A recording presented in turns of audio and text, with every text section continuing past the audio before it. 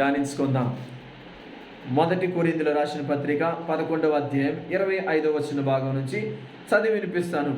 ఆ ప్రకారమే భోజనమైన పిమ్మట ఆయన పాత్రను ఎత్తుకుని, ఈ పాత్ర నా రక్తం వలనైన కొత్త నిబంధన, మీరు దీనిలోనిది తాగునప్పుడల్లా నన్ను జ్ఞాపకము చేసుకున్నటకై దీనిని చేయుడని చెప్పెను.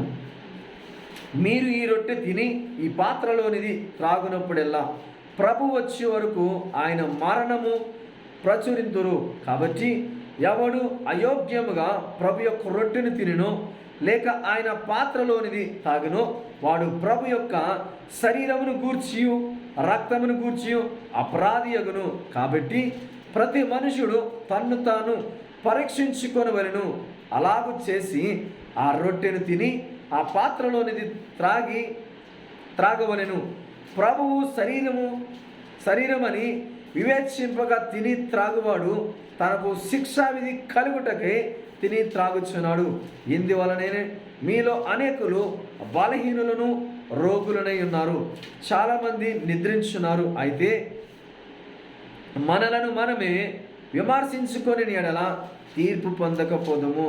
మనము తీర్పు పొందిన ఎడల లోకముతో పాటు మనకు శిక్షావిధి కలగకుండానట్లు ప్రభు చేత రక్షింపబడుచున్నాము. ఆమేన్. ప్రభు బలని మనం ఎందుకు తీసుకోవాలండి? ప్రభు రక్తాన్ని మనం ఎందుకు తీసుకోవాలంటే, ప్రభువు శరీరముగా ఈ లోకానికి వచ్చి ఆయన శరీరధారి వచ్చి ఆయన నీతిని వెళ్ళబరిచాడు. ఆయన రక్తములో కూడా నీతి అనేది ఉంది. ఆయన రక్తము మలినము లేని రక్తము, పాపము లేని రక్తము, పరిశుద్ధమైన రక్తము, పాపులకు విమోచన ఇచ్చిన రక్తము, పాపులను పాపములో నుంచి బయటికి తీసివేసిన రక్తము. కాబట్టి ఆయన శరీరాన్ని రక్తాన్ని తీసుకుని మనము బయటకు కనిపిస్తున్న ఈ దేహాన్ని కూడా మనం పరిశుద్ధంగా కాపాడుకుంటూ, అంతర్భాగంలో కనిపించని రక్తం ఏదైతే ఉందో ఈ రక్తాన్ని కూడా పరిశుద్ధముగా కాపాడుకుంటూ, ఈ దేహ శరీరాలని మనం దేవుడు ఎలాగైతే ఈ లోకానికి వచ్చి నలగొట్టబడిందో, దేవుని సేవలో దేవుని రాకడ కొరకు క్రీస్తు బిడ్డలుగా మనము కూడా నలగొట్టబడాలి, శ్రమపడాలి, క్రీస్తు కొరకు కష్టపడాలి, క్రీస్తు కొరకు మనం నిలబడాలి.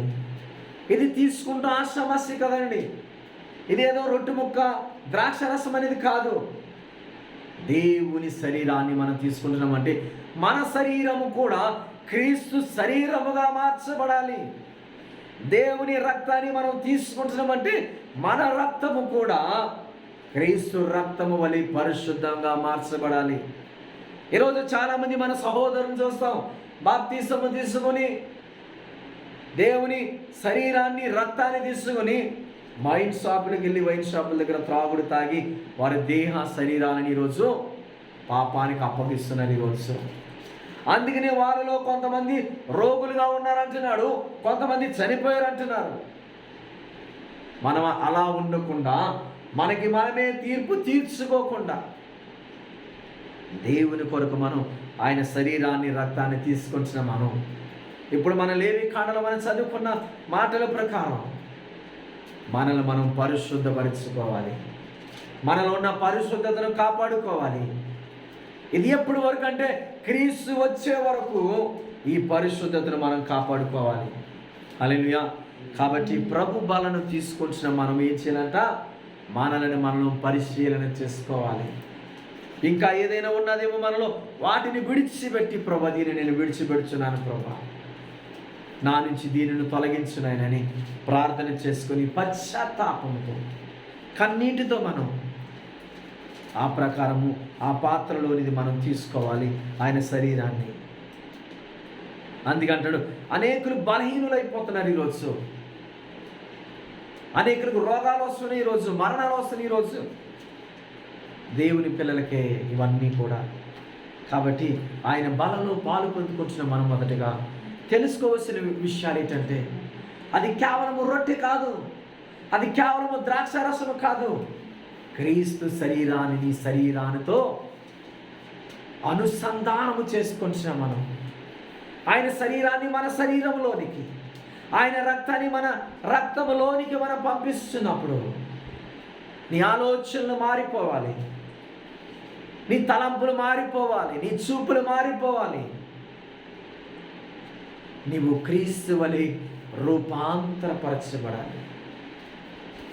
అప్పుడే కదా ఆయన శరీరాన్ని తీసుకున్న మనము నిజమైన దేవుని పిల్లలము కదా. ఆస్తుల కొరకు మనం ప్రాకులాడబడుతున్నాం. క్రీస్తు నుంచి, క్రీస్తు శరీరాన్ని, ఆయన రక్తాన్ని కూడా మనం ఈరోజు మనం స్వీకరిస్తున్నప్పుడు ఆయన మనకిచ్చిన ఆస్తి కదా. ఆయన రక్తాన్ని ఇచ్చాడు మన కొరకు. ఆయన రక్తముతో మనం కొన్నాడు, వెలగా చెల్లించాడు. కాబట్టి ఈరోజు ఆయన బలలో పాల్గొంటున్న మనం ఈరోజు మనల్ని మనం తగ్గించుకొని ఏదైతే ఆయాసకరమైన ఉన్నావో వాటిని విడిచిపెట్టి ప్రార్థన చేసుకుని పశ్చాత్తాపంతో బలలో పాల్గొన్నాం. ప్రార్థన చేసుకుందాం కొన్ని నిమిషాలు.